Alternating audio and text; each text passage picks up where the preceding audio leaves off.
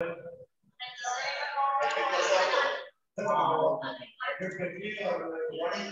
I am. Good morning sir. Good morning. Good morning बच्चों, good morning. तो चलिए जल्दी से स्टार्ट करते हैं बेटा। आई एम श्योर आप सबको स्क्रीन एंड ऑल दिख रहा है, right? Just wait for one more minute so that all the students can come, right? चलिए। हाँ जी बच्चों, आई एम श्योर आप सब रेडी हैं और क्लास के लिए। आज हमें ऑलमोस्ट इस टॉपिक को खत्म करना होगा, राइट बेटा? बिकॉज ये कई दिनों से चल रहा है। अब now we have to finalise, और वो फाइनलाइज कैसे होगा? जब हम इनको अच्छे से रिवाइज करेंगे। और सबसे पहला एक्सपेक्टेशन, जो स्टडी मटेरियल मैंने आपको प्रोवाइड किया है, that should be in your register 100%, मतलब without skipping a single line बच्चों। ठीक है? रेडी है ना आप इस सब चीज इन सब चीजों के लिए? क्योंकि अगर आपने लाइक अकाउंटिंग टर्म्स में फिर भी स्टफ काफी ज्यादा था, उसमें अगर आपने शॉर्ट में लिखा, may be it will work out. But if I talk about accounting principles, तो बच्चों यहां पर एक भी लाइन हमें स्किप नहीं करनी। जो मैंने ऑफिशियल स्टडी मटेरियल आपको प्रोवाइड किया है, मतलब इस टॉपिक के लिए आपको किसी भी बुक का रिसर्च करने की आवश्यकता ही नहीं है बच्चों। Each and every content is there. Detail discussion है बेटा, और वो भी बहुत क्रिएटिव, मतलब पॉइंट्स के अंदर मैंने उसको कन्वर्ट किया है। अब जरूरत है तो एक ही चीज की है, वो क्या? कि आप इन्हें अपने रजिस्टर में नोट डाउन करें। ठीक है बच्चों? तो आई एम श्योर आप सब रेडी हैं। कल हमने पार्ट ए डिस्कशन कर लिया था, आज पार्ट बी से स्टार्ट करते हैं जल्दी से। ठीक है? जो कल कर लिए थे डेफिनेटली वो वापस नहीं करेंगे, क्योंकि आज हमें कुछ उसके आगे स्टार्ट करना होगा। ठीक है स्टूडेंट्स? तो चलिए स्टार्ट करते हैं। सबसे पहले एक बहुत ही इंटरेस्टिंग अकाउंटिंग कंसेप्ट के साथ, जिसका नाम है convention of conservatism, convention of conservatism oblique prudence, convention of conservatism oblique prudence. बच्चा कहता है सर ये नाम काफी लेंदी सा है। यस बेटा, ये बहुत इंपॉर्टेंट कंसेप्ट है एक, और इनफैक्ट ये कंसेप्ट भी नहीं है, इसे हमने कन्वेंशन नाम दिया। Sir why? और अगेन कंफ्यूजन हो रहा है sir between concept and convention. Convention क्या है बेटा? जो बहुत सारे बिजनेस एंटरप्राइजेस ने अपने एक्सपीरियंसेस के थ्रू कुछ और नया डेवलपमेंट किया अकाउंटिंग प्रिंसिपल्स में। और कंसेप्ट्स क्या है? जो पुराने रूल्स एंड रेगुलेशंस जो हम फॉलो करते आ रहे हैं, which we have to follow. और कन्वेंशन में बात आ रही है कि हमें ये करना चाहिए। If you want to manage your business in a smoothly manner, is in a quite good manner, right? तो आपको क्या करना चाहिए? ये कुछ कन्वेंशन है, उन्हें फॉलो करना चाहिए। अब मैं आपको बहुत अच्छे तरीके से आराम से एक्सप्लेन करने वाला हूं convention of conservatism oblique prudence. ठीक है? ये कंसेप्ट आप ओवरऑल इसको अकाउंटिंग प्रिंसिपल्स बोल सकते हैं without taking any tension.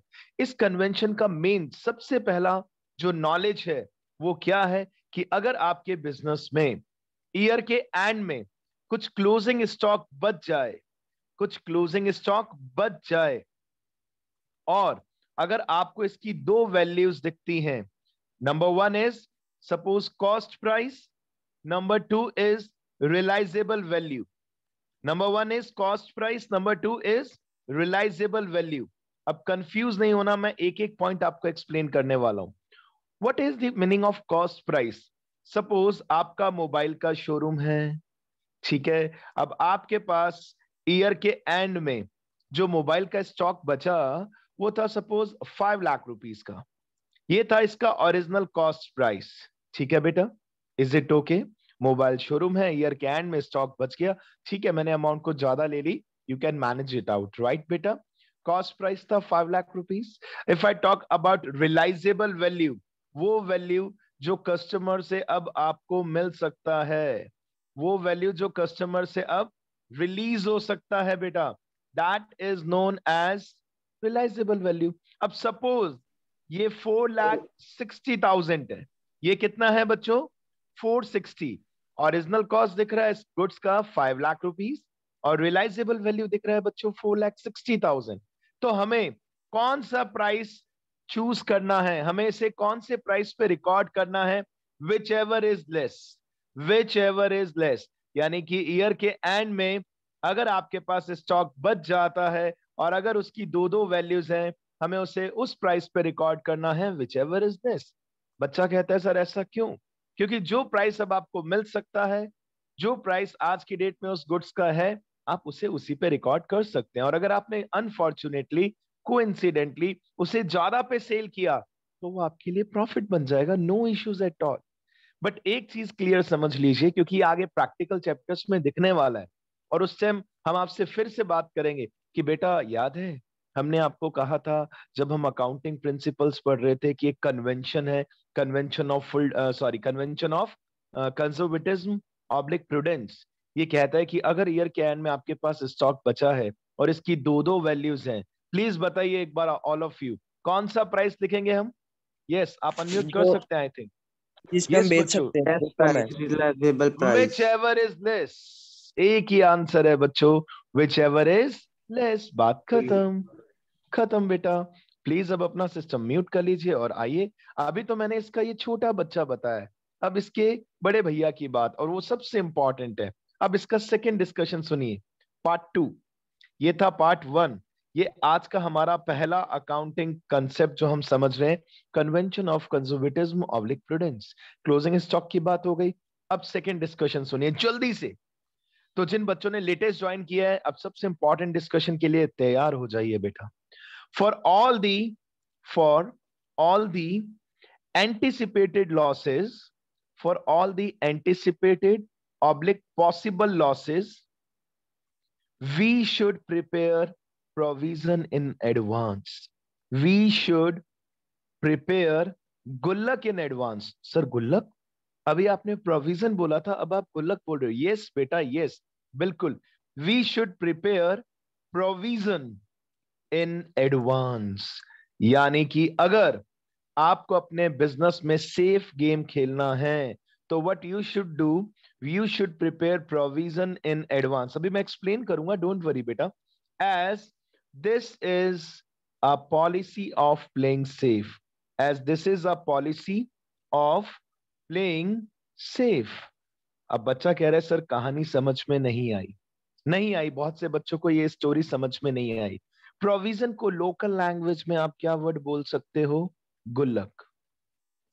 Sir अभी भी कहानी समझ में नहीं आई, एक्सप्लेन करो। चलिए बेटा मैं एक्सप्लेनेशन देता हूं आप सभी को। पहले प्रोविजन के कुछ एग्जांपल्स देता हूं, ठीक है? कंपनी के पॉइंट ऑफ व्यू से भी लूंगा इसमें, सोल प्रोप्राइटर के पॉइंट ऑफ व्यू से भी लूंगा। मुझे एक बात बताइए बेटा आप सभी, ये जो बड़ी बड़ी कंपनीज हैं, इन्हें हर साल के एंड में अच्छा खासा क्या देना पड़ता है गवर्नमेंट को? टैक्स देना पड़ता है। आप सब अग्री करेंगे बेटा? देना पड़ता है टैक्स। एक बहुत बड़ा टेंशन हो जाता है अगर अचानक से हमें टैक्स का पेमेंट करना हो, तो companies also used to prepare provision for tax in advance. Sir इससे बेनिफिट क्या होगा? अरे भैया सीधी सी बात है, अचानक से फंड कहां से अरेंज करोगे? तो हम उस टेंशन से बचने के लिए, अपने अचानक से फाइनेंशियल क्राइसिस से बचने के लिए, हम पहले से ही क्या बना सकते हैं? Provision. Provision means what? arrangement of funds in advance, arrangement of funds in advance। अच्छा एक बात बताइए। हाँ बेटा बोलो, बेटा बोलो। यस बिल्कुल, हर यस साल बेटा। का टैक्स तो अलग अलग, हर साल का प्रॉफिट अलग अलग होता है, तो टैक्स तो ज्यादा। your voice is not coming properly बेटा, be louder। yes Karan. Sir हर साल का प्रॉफिट अलग अलग होता है ना, तो टैक्स भी तो बिल्कुल अलग बेटा, अलग होएगा। बिल्कुल सही है। यही तो एक खास बात है कि अमाउंट की गारंटी फिक्स नहीं हो सकती बेटा, लेकिन एक एस्टिमेटेड, अगर हमने अमाउंट का जुगाड़ पहले से कर लिया। अब आपका बर्थडे आने वाला है बच्चों, सुनना, करण ने डाउट क्रिएट किया है, करण का डाउट है तो I should explain it in a proper manner, जल्दी जल्दी, है ना? देखिए तभी टॉपिक, स्टार्टिंग में हमेशा टाइम ज्यादा लगता है अकाउंट्स में, एंड लेटर ऑन टाइम कम लगता रहता है। क्यों? क्योंकि जितना ज्यादा आपने मेहनत अभी कर लिया, उतना फ्यूचर में आपको मजा आने वाला है, नियर फ्यूचर में, in this current year only. तो करण का बर्थडे आने वाला है 6 मंथ्स बाद। अब करण ने प्लान किया कि मुझे पार्टी देनी है, ठीक है? अब इसको लगा कि मुझे, करण कितना रुपीस लगेगा जल्दी बताओ, जल्दी रेस्पॉन्ड करो बेटा। यस करण, पार्टी में कितना? हाउ मच बेटा? 4,000। 4,000 बच्चों, इसने बोला 4,000। अब इसने सोचा मुझे हर महीने 500 पॉकेट मनी मिलता है, I am just taking artificial values. इसने सोचा मुझे पर मंथ 500 या 1000 रुपीज पॉकेट मनी मिलता है, तो मुझे उसमें कुछ ना कुछ सेव कर लेना चाहिए, क्योंकि 6 मंथ्स बाद अचानक से 4000 अरेंज करना, may be it create problem. Right बेटा? हो तो जाएगा प्रॉफिट, पैसा अरेंज, बट प्रॉब्लम हो सकता है। तो क्यों ना बेहतर है धीरे धीरे धीरे धीरे छोटा छोटा कंट्रीब्यूशन करते रहे, और उससे क्या होगा, आपके बर्थडे पे आपके पास फंड आ जाएगा। लेकिन आप मुझे एक बात बताओ, आपने बहुत अच्छी प्लानिंग की, क्या एक्यूरेट 4000 का जुगाड़ कर पाएंगे आप? मे बी कुछ कम, मे बी कुछ ज्यादा, या मे बी पार्टी में कुछ ज्यादा पैसे लग जाए। तो सिंपली यार, इट्स वेरी इजी। अगर हमें लग रहा है कि फ्यूचर में कुछ लॉस हो सकता है या फंड्स की रिक्वायरमेंट हो सकती है, why not to prepare provision in advance? और इंडिया के parents, all of you, hello boys and girls, provision सबसे ज्यादा बनाते हैं, आपको पता भी नहीं है बेटा। नहीं बनाते क्या? बॉयज और गर्ल्स, आप सभी को नहीं लगता क्या? Just think on it. एक डॉटर का जन्म होता है, आज के टाइम में वैल्यूज भले इंक्रीज हो चुकी है, I am having a daughter, लेकिन ये बात कंफर्म है, नंबर 1 डे से माइंड में प्लानिंग रहता है कि बच्ची की मैरिज के लिए। इसको पॉजिटिव सेंस में लेना, all of you boys and girls, इसको नेगेटिव सेंस में नहीं लेने का, राइट? पॉजिटिव सेंस में लेने का, कि बच्चे की, बॉयज या गर्ल्स की एजुकेशन की बात करें, या मैरिज की बात करें, या आगे बिजनेस स्टार्ट कराना है तो उसके बारे में बात करें। क्या पेरेंट्स स्टार्टिंग से प्रोविजन नहीं बनाते? क्या अमाउंट फिक्स हो सकती है उसकी? नहीं सर, अमाउंट फिक्स नहीं हो सकती। This is a policy of playing safe. कितना इजी है, पैसा आप ही का है, लेकिन आपने पहले से जुगाड़ कर लिया। कितना इजी है बेटा? नहीं तो अचानक से बर्डन इंक्रीज हो सकता है आपके ऊपर। सोचिए बेटा, ये तो इंटरेस्टिंग से भी ज्यादा इंटरेस्टिंग है, और आपको कई जगह प्रैक्टिकल अकाउंट्स में ये सीखने को मिलेगा। राइट बेटा? तो अकाउंट्स को जितना प्रैक्टिकल बनाने की कोशिश करेंगे ना, जितना गहराई में जाएंगे, उतना आपको मजा आएगा, लेकिन उसके लिए माइंड पूरा इन्वॉल्व करना पड़ता है। राइट बेटा? तो आइए एक दो और एग्जांपल लेता हूं मैं जल्दी से। यस, जल्दी से एक और एग्जांपल मैं ले रहा हूं, प्रोविजन फॉर डेप्रिसिएशन। अब मुझे एक बात बताइए, आपके पास, जल्दी से देखिए बेटा, ऑल ऑफ यू, आपके पास एक मशीन है, और मशीन का प्राइस है सपोज 5 लाख रुपीज। मैं 50 लाख ले लूं? ये लो बेटा, 50 लाख ले लेते हैं। ये लीजिए, मशीन का प्राइस ज्यादा नहीं, 50 लाख। अगर मैं हर साल मानता हूं इसके ऊपर 10% डैप लगता है, कितना लगता है बच्चों डैप? 10% per annum. बताइए कितना अमाउंट होगा फर्स्ट ईयर के एंड में डिप्रिसिएशन का? जल्दी बताइए बेटा। 5 लाख। 10 लाख। 5 लाख। दैट्स गुड बेटा, दैट्स गुड। यानी कि सर फर्स्ट ईयर का डैप हुआ 5 lakh rupees. I am sure ये चीज आपको क्लियर है। अब मुझे एक बात बताइए, आज से 6 साल बाद अगर मैं आपसे पूछूं कि आफ्टर 6 इयर्स मशीन का क्या वैल्यू बचा, कोई बता सकता है मुझे? After 6 years the value of machine. Yes बच्चों, 20 lakh. Yes 20 all lakh. Of you. Condition पे पता चलेगा। क्यों? डेप्रिसिएशन फिक्स हो गया बेटा, कुछ ना लिखा हो तो हमेशा अमाउंट फिक्स माना जाता है बेटा। कंडीशन वो मार्केट वैल्यू है, वो मार्केट वैल्यू है बेटा। Got it? मार्केट वैल्यू को बीच में मत लाओ। अभी हम प्रेजेंट वैल्यू, ऑफिशियली हमारे अकॉर्डिंग, अकाउंट्स के अकॉर्डिंग, रूल्स के अकॉर्डिंग बात करें तो 6 इयर्स के बाद सर 5 लाख इंटू 6 इयर्स में डैप कलेक्ट हुआ 30 लाख। 30 लाख डैप इकट्ठा हो चुका है। 50 में से 30 माइनस किया, अब इसका वैल्यू बचा कितना रुपीस? 20 लाख रुपीस। अब मुझे एक बात बताइए, कंडीशन के हिसाब से आपने बात की, एक बच्चे ने बिल्कुल परफेक्ट। अगर आपने इसको सेल किया, मैं मानता हूं सपोज कंडीशन ज्यादा अच्छी नहीं थी, ठीक ठीक थी, और आपने इस मशीन को 16 लाख में सपोज सेल किया। आर्टिफिशियल वैल्यूज हैं, दिमाग लगाना है केवल कंसेप्ट के ऊपर। अगर आपने इसको 16 लाख में सेल किया, नंबर 1 लॉस कितने का हुआ ये बताइए? हमें इस मशीन को बेचने पे कितने का लॉस हुआ? 4 जल्दी लाख। जल्दी। क्या 4 लाख? 4 लाख एग्जैक्टली। लेकिन जो पेरेंट्स या जो ह्यूमन बींग्स जिन्हें अकाउंट्स की नॉलेज नहीं है, वो क्या कहेंगे? 50 लाख की खरीदी थी, 16 लाख में सेल की है, 34 लाख का loss. That is wrong, absolutely wrong बेटा। आज की डेट में इसका प्रेजेंट वैल्यू था 20 लाख रुपीस, और आपने इसको सेल किया 16 लाख रुपीस में। चलिए प्रॉफिट लॉस छोड़िए, मुझे ये बताइए, अगर आप बिजनेस कर रहे हैं तो क्या आपको नई मशीन लानी होगी या नहीं लानी होगी? लानी होगी। लानी होगी। डेफिनेटली। और अगर मैं बात करूं कि नई मशीन की भी कॉस्ट एटलीस्ट क्या मानूं, 50 लाख तो होगी बेटा, 50 लाख तो यस होगी, sir. May be more than Yes, that. sir. तो अब अगर आपने मशीन के डेप्रिसिएशन के लिए प्रोविजन फॉर डैप अगर नहीं बनाया, तो आपको नई मशीन खरीदने के लिए कितना पैसा करना पड़ेगा कलेक्ट, बताइए बेटा? लगाइए दिमाग। 34 लाख। 4 लाख और डालना 32 लाख। 4 लाख। 30 अप्रोक्सीमेट 34 लाख का अरेंजमेंट अचानक से करना, it might be create it may create problem in your business. 100% अचानक से 34 लाख कहां से अरेंज कर पाएंगे आप? मे बी और मे नॉट बी, ये प्रॉब्लम क्रिएट हो सकती है। तो उसके लिए अगर हम पहले से प्रोविजन फॉर डैप बना ले बच्चों, कितना मजा आएगा। It is a type of गुल्लक, एंड इसको बनाने का बेनिफिट क्या है? This is a policy of playing safe. अचानक से आप फंड्स अरेंज नहीं कर सकते, आपके बिजनेस के फाइनेंशियल एस्पेक्ट्स पे प्रॉब्लम आ सकती है। तो कितना मजेदार ये अकाउंटिंग एक प्रिंसिपल है बेटा, जिसका नाम है कन्वेंशन ऑफ कंजर्वेटिज्म, जो दो बातें कहता है बेटा। नंबर वन क्या कहता है कि क्लोजिंग स्टॉक की अगर दो वैल्यूज हैं, we should record that value whichever is less. Or second, for all the possible losses, for all the anticipated losses, possible losses, हमें पहले से प्रोविजन बना लेना चाहिए। इसका एक और एग्जांपल छोटा सा मैं लिख रहा हूं, सिंपल सी बात। और देखिए मैंने बात की है बना लेना चाहिए, इट्स नॉट कंपल्सरी। ये तो एक बिजनेस एंटरप्राइजेस ने रिसर्च की कि अगर हम अचानक से फंड अरेंज करेंगे तो प्रॉब्लम आ सकता है। बेहतर क्या है, पहले से बना लो। एक और स्पेशली आपको कई बार दिखेगा अकाउंट्स की बुक्स में भी, प्रोविजन फॉर बेड डेट्स। ये भी आप फ्यूचर में अच्छे से सीखेंगे कि अगर आपको लगता है कि आपके डेटर्स पैसे डुबा देंगे, तो क्यों ना पहले से उनके ऊपर प्रोविजन बना दिया जाए, ठीक है, एक्सेट्रा।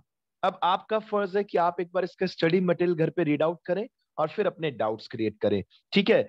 एक इंपॉर्टेंट बात इसमें अभी भी रह गई है, वो मैं आपके साथ बता देता हूं कि provision cannot be prepared provision cannot be prepared for unreleased gain। मतलब एक बात सुनिए, प्रोविजन हमेशा लॉसेस के लिए बन सकता है। अब ऐसा नहीं कि आप में से कोई बच्चा कहे कि आज तो मेरी लॉटरी की टिकट निकलने वाली है या कल निकलने वाली है, चांसेस तो हैं कि मैं जीत जाऊंगा, या मैंने आईपीएल में गलत जगह पैसे इन्वेस्ट किए हैं सट्टे में, लग तो रहा है मैं जीत जाऊंगा, तो पहले से पार्टी कर लेता हूं, बिजनेस से पैसा विड्रॉ करके पार्टी। ना ना ना, provision can not be prepared for any unreleased gain. आपको पता है प्रॉफिट वर्सेस गेन, ऐसा गेन जो अभी तक हुआ ही नहीं। अब आप कोई प्लान कर रहे हैं कि लॉटरी की टिकट, तो अपनी किस्मत बहुत अच्छी है, तो 5 लाख रुपए मिल सकते हैं अपने को, चलो पहले घूम फिर के आ जाते हैं इंडिया में या फॉरेन कंट्री में। वो पॉसिबल नहीं है। प्रोविजन हमेशा किसके लिए बनता है बच्चों? For all the possible losses. Finish. अब मैं आपके साथ आज का एक और important, very very important concept discuss करने वाला हूं, जिसका नाम देखिए क्या दिख रहा है बच्चों आपको स्क्रीन पे, एक्रूवल कंसेप्ट। क्या नाम दिख रहा है बच्चों? Accrual concept, which is also known as matching concept. आपका रिस्पॉन्सिबिलिटी एक ही बनता है बच्चों की ये जो क्लास है, इसके बाद जो स्टडी मटेरियल है, मेहरबानी करके सेम डे अगर आपने इसको नोट डाउन कर लिया, डेफिनेटली आपके दिमाग में डाउनलोड हो जाएगा। लेकिन बच्चे रिस्पॉन्स नहीं दे रहे, इससे बेनिफिट होगा लॉस होगा ये आप डिसाइड करो। आज से 2 मंथ्स बाद अचानक से आप सोचो कि सर हमें समझ में आ जाएगा, नहीं आ पाएगा। The things will become more typical. कौन सा कंसेप्ट आपको अप्लाई करना चाहिए अपनी लाइफ में, जल्दी से बताइए कौन सा कंसेप्ट? मैंने कहीं कंसेप्ट। कंसिस्टेंसी कंसेप्ट मैंने एक्सप्लेन किया, आप सभी को नहीं किया तो फिर एक्सप्लेन कर दूंगा बेटा। कंसिस्टेंसी कंसेप्ट कहता है account should be prepare in a regular manner, year after year, year after year, year after year. Why? So that you can do comparison of various parameters. So easy. तो मेहरबानी करके अपने ऊपर consistency apply कर लो। आप में से कोई सोचे कि 12th में चैंपियन बन जाएंगे, 11th तो होम बोर्ड है, बेटा पता लग जाएगा कि जब तक बेसिक नहीं किया ना, एंड डे तक प्रॉब्लम रहेगा। ये हमने पुराने बच्चों के साथ ऑब्जर्व किया है, और वो बहुत प्रॉब्लम फेस करते हैं। और उस टाइम मेरे जैसा टीचर या कोई भी अच्छा टीचर कहता है भैया जयराम जी की, अब तुम अपने रास्ते हम अपने रास्ते, क्योंकि हम तुम्हारी हेल्प चाह कर भी नहीं कर पाएंगे। जब तक बेसिक्स ही क्लियर नहीं होगा बेटा, आप आगे मूव ऑन नहीं कर पाएंगे। तो इसी हिसाब से आइए स्टार्ट करते हैं with positive energy, accrual concept और मैचिंग कंसेप्ट।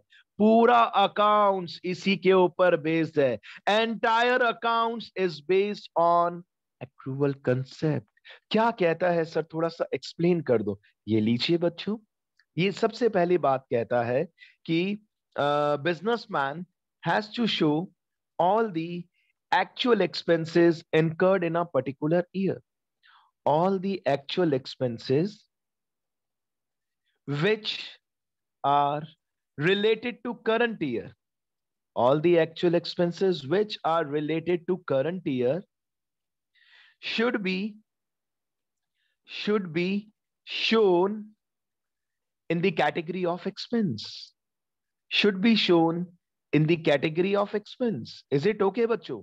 आपके बिजनेस में करंट ईयर में जितने भी एक्चुअल एक्सपेंसेस हैं आपको उन्हें शो करना है. सुनिएगा ध्यान से. doesn't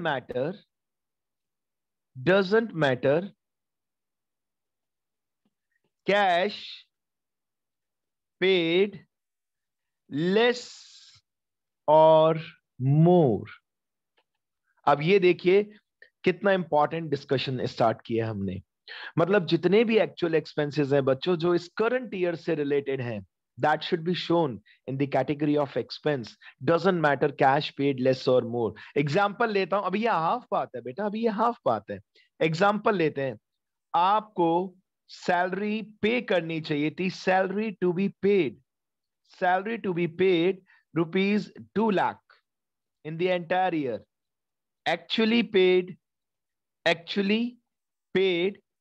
1,60,000. अब आप बताइए मैं अपने एक्सपेंस में सैलरी कितना शो करना चाहिए मुझे बेटा? 2 लाख या 160? All of you think on it बेटा.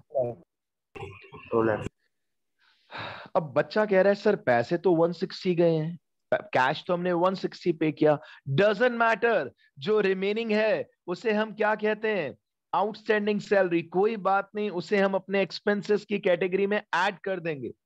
Because sir actual expense 2 lakh बनता है. डजंट मैटर हमने कम पे किया या ज्यादा पे किया.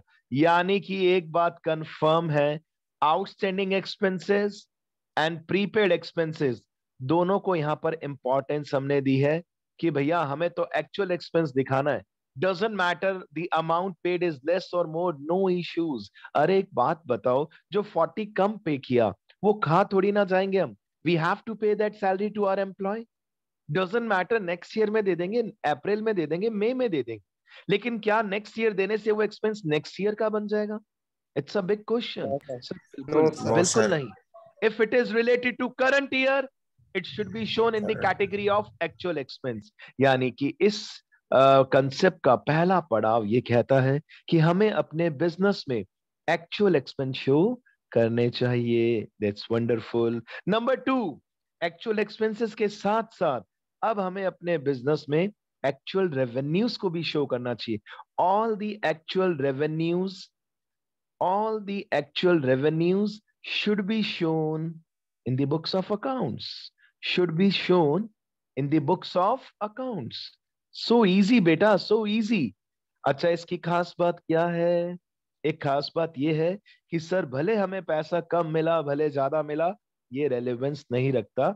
हो सकता है हमने क्रेडिट पे सेल किया या जो भी हमारा इनकम था, जो पैसा हमें मिलना चाहिए था. एग्जाम्पल ले लेते हैं, ये लीजिए एग्जाम्पल ले लेते हैं बच्चों.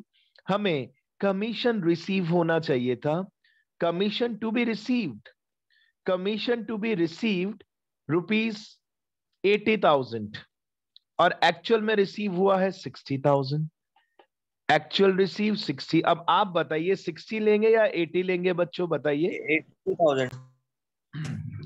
100% द आंसर विल बी 80,000. ठीक है. तभी आप देखिए, तभी ये कितनी खास बात है कि भले ही आपने गुड्स क्रेडिट पे सोल्ड किया, goods sold on credit, right बच्चों? और वो भी सोल्ड कब किया? सपोज 30th मार्च. कॉस्ट प्राइस कितना था इसका? चेक इट आउट बेटा. कॉस्ट प्राइस था 10,000 रुपीज. सेलिंग प्राइस कितना था बच्चों? Selling price suppose 12,000 rupees. Profit कितना हुआ बच्चों? प्रॉफिट कितना हुआ बताइए? यस बच्चों, बिल्कुल सही. प्रॉफिट हुआ 2,000. Very good. भले ये सेल क्रेडिट सेल थी, whether the sale is credit sale doesn't matter, तो भी हम अपना प्रॉफिट कितना दिखाएंगे? 2,000. बेटा भले कैश नहीं मिला, कैश नहीं मिला बेटा हमें भले, नो इश्यूज, कोई टेंशन नहीं है बेटा, मिल जाएगा, अगले साल मिल जाएगा, 2 महीने बाद मिल जाएगा पैसा। और नहीं मिला तो bad debts account is there, bad debts हम अपने एक्सपेंसेस की कैटेगरी में दिखा देंगे, यानी कि लॉस हो जाएगा, उससे प्रॉफिट फिर से डिक्रीज हो जाएंगे, नो इश्यूज बेटा, खत्म। सर अब कहानी अभी भी समझ नहीं आई, तो एक्रूवल कंसेप्ट फाइनली कहता क्या है, अब मैं आपके सामने ये मेन डिस्कशन रख रहा हूं। एक्रूवल कंसेप्ट कहता है all the actual expenses and actual revenues should be shown in the books of accounts, should be shown in the books of accounts. But why, sir? Why? To calculate the actual profits earned in a particular year should be shown। क्यों हमें actual expenses और actual revenues दिखाने चाहिए? To ascertain, to calculate, to find out the actual profits earned in a particular year।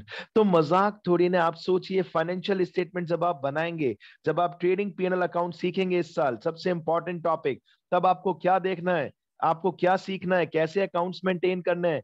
Sir एक ही theme जो हमने starting में सीखी थी, एक्चुअल एक्सपेंसेस। यस करण बोलो बेटा, yes what's your doubt? Sir हम प्रीपेड एक्सपेंस भी इसमें लिख सकते हैं? माइनस करते हैं, वो प्लस माइनस आप प्रैक्टिकली लेटर ऑन सीखेंगे बेटा, बिल्कुल दिखाते हैं हम प्रीपेड एक्सपेंसेस, यानी कि अगर कुछ अमाउंट ज्यादा पे कर दिया तो आप प्रीपेड एक्सपेंसेस को शो करके उसको माइनस कर देंगे। आपको एक्सपेंस देना था 5000, आपको रेंट देना था 5000, सपोज आपने 6 दे दिया, 1000 ज्यादा दे दिया, तो 6 माइनस 1 एक्चुअल एक्सपेंस कितना दिखाएंगे 5। वेयर एज सपोज आपको सैलरी देनी थी 10,000, आपने पे की 8,000, तो 2,000 ऐड कर देंगे, किस नाम से, आउटस्टैंडिंग एक्सपेंसेस, और एक्चुअल एक्सपेंसेस 10,000 दिखा देंगे। ये जो भी आपके माइंड में आया, ये सब हम प्रैक्टिकल पढ़ेंगे आने वाले चैप्टर्स।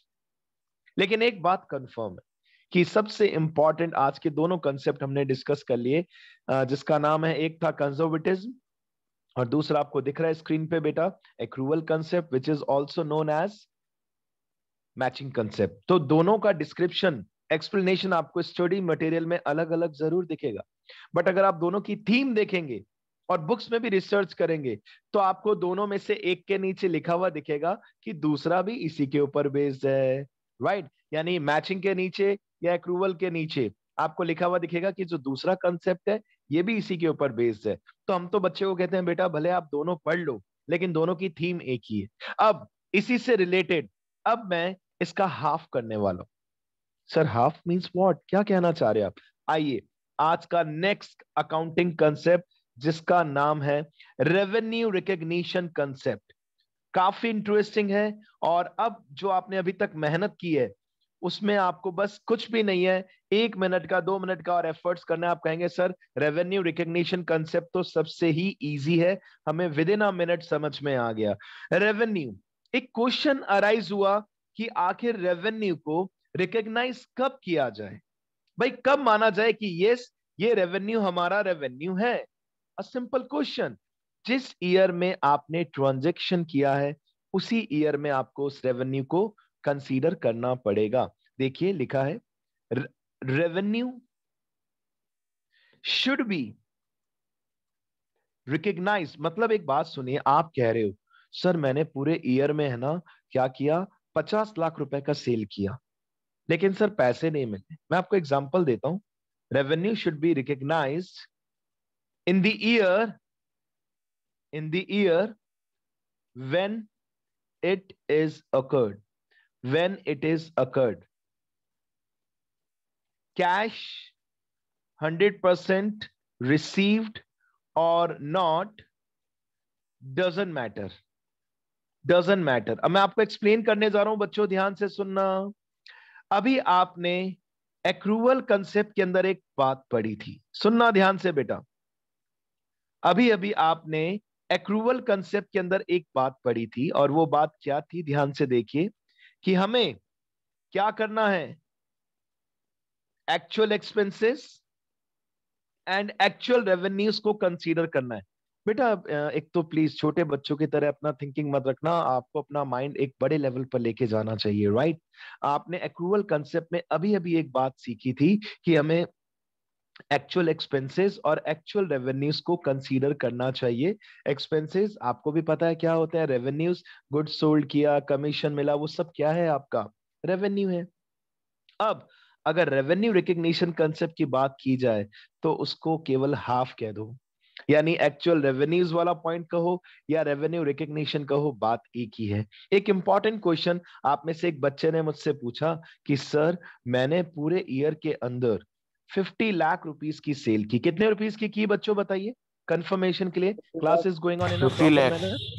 गुड गुड गुड, आपने पूरे साल भर में 50 लाख रुपीस की सेल्स की, ठीक है। अब क्वेश्चन ये अराइज होता है कि इसमें से कैश आपको केवल 80% मिला, अब रेवेन्यू कितना माना जाना चाहिए, 80% या पूरा 100%? टेल मी बेटा।